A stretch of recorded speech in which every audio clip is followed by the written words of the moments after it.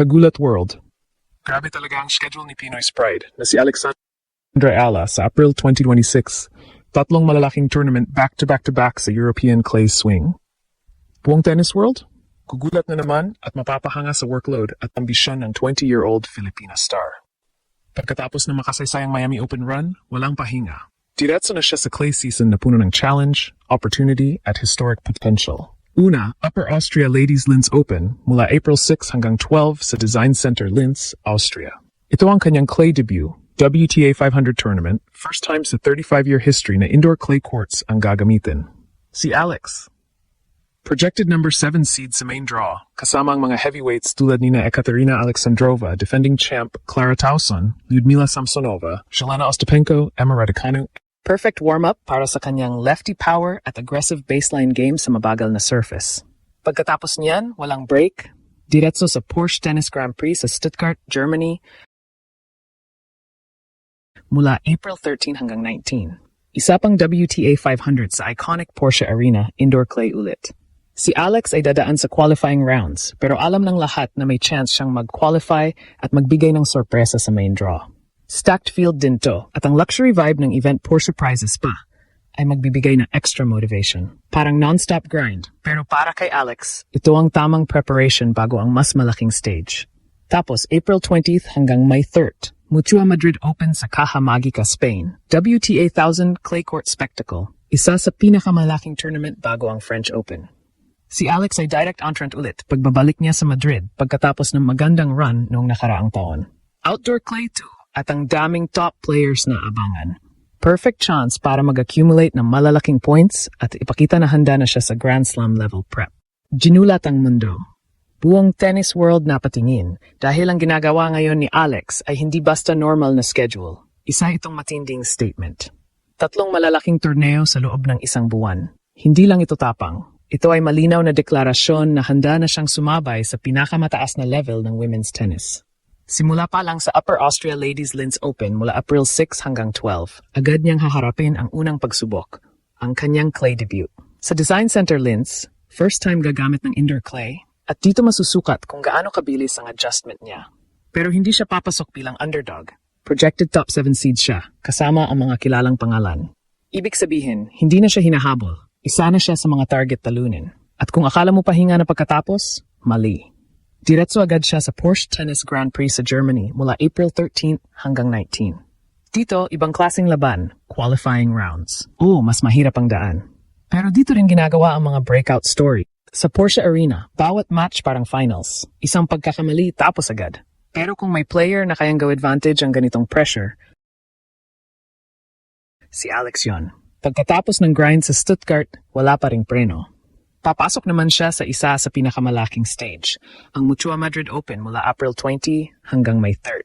Sa Caja Magica, outdoor clay na ang laban, mas mahabang rallies, mas brutal ang kondisyon. Pero ito rin ang perfect arena para ipakita na hindi lang siya pang isang tournament, kaya niyang mag-deliver sa sunod-sunod na laban.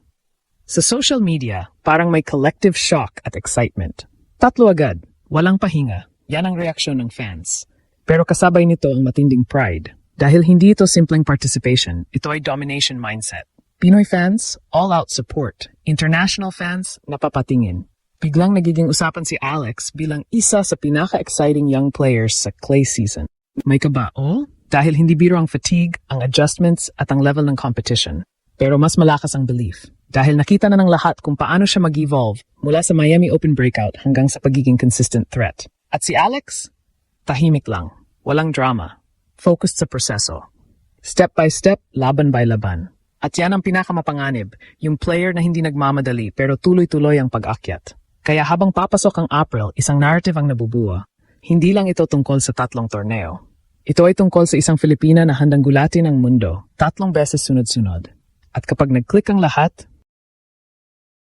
hindi lang ito magiging clay season. Ito ay magiging Alex takeover. Sa social media, lalong sumasabog ang hype ng mga Alex fans nang lumabas ang full April schedule. Marami ang puno ng pure excitement at determination. Parang lahat ay nagpo-post na clay season grind mode activated. At sobrang eager na manood ng back-to-back-to-back action. May kabasat yan dahil walang pahinga at tough ang draws. Pero mas malakas ang pride sa dibdib na nakikita nilang patuloy na sumusulong si Pinoy's pride sa Europe nang walang tigil. 3 malalaking tournament sa isang buwan? Grabe ang dedikasyon. Ang common vibe na may halo ng hope na magiging historic to para sa kanyang ranking at confidence. Ang daming emosyonal na reactions mula sa live buzz. Maraming Pinoy supporters ang nagmamarka ng calendar. Nag-organize ng watch parties at puro ready na ulit ang full support namin ang nararamdaman. Parang Miami vibes na babalik sa bawat stop, flags waving, cheers on standby, at sobrang proud na makikita ulit si Alex sa ganitong level. Young fans, inspired na parang siya ang proof na kahit packed ang schedule, kaya niyang mag-shine. Kahit may kaunting worry dahil sa fatigue at bagong surface, ang overwhelming opinion ay positivity. Naniniwala silang ang kanyang maturity, hunger, at never-give-up attitude ang magiging X-factor sa 3 events na. International tennis community naman ay nahahalina rin. Biglang naiintriga sila sa rising star na handang mag-grind ng ganito sa clay swing. Si Alex mismo ay nananatiling focused at grateful habang naghahanda. Based sa kanyang post-Miami vibes, thankful siya sa bawat pagkakataon, committed sa pag-improve sa movement at tactics para sa clay, at excited na harapin ang non-stop challenge. Hindi siya nagpapakita ng takot sa schedule. Sa halip, tingnan mo ang kanyang mindset, step by step, pero sure ang progress. Yun ang nakakahawa sa lahat ng fans. Ang kanyang humility at dedication ang nagiging extra fuel para sa Linz, Stuttgart at Madrid triple threat. Buong tennis world, na-intriga at na-in-love sa schedule niya. Mula indoor clay ng Austria at Germany hanggang outdoor clay ng Spain, parang lahat ay nanood na sa kanyang European adventure. Fun sa X at iba pang platforms ay puno ng positivity. Excited sa possible deep runs, proud sa pagkakaroon ng kababayan sa ganitong prestihiyosong back-to-back-to-back, at sobrang hopeful na magiging isa pang ginulat ang Mundo chapter ang April na to. 3 big tournaments sa isang buwan? Clay takeover loading. Ang paulit-ulit at lahat ay nagsasama-sama para bigyan siya ng lakas mula Pilipinas hanggang Europe. Ito ang tunay na Alex Ayala phenomenon. Hindi lang naglalaro para sa ranking o prize money, kundi dala-dala niya ang inspirasyon sa bawat batang Pinoy na may pangarap. 3 malalaking WTA events sa April? Ito na ang simula ng mas malalaking kwento sa clay season. Fresh off ang Miami momentum, matured na siya at handa nang mag-surprise ulit sa bawat court. Sa kabuuan, ang triple tournament run ni Alex sa Upper Austria Ladies Linz Open, Porsche Tennis Grand Prix, at Mutua Madrid Open ay hindi lang basta schedule. Isa itong matinding pagsubok ng kanyang consistency, endurance, at mental strength. Sa bawat lablaban, dala niya ang momentum, experience, at suporta ng buong Pilipinas. Kung magtutuloy ang kanyang ritmo at composure sa clay, posibleng maging breakthrough month ang April. Kaya ang tanong, handa na ba ang mundo sa tuloy-tuloy na pag-angat ni Alex? Dahil mukhang paparating na naman ang isang malaking ginulat ang mundo moment.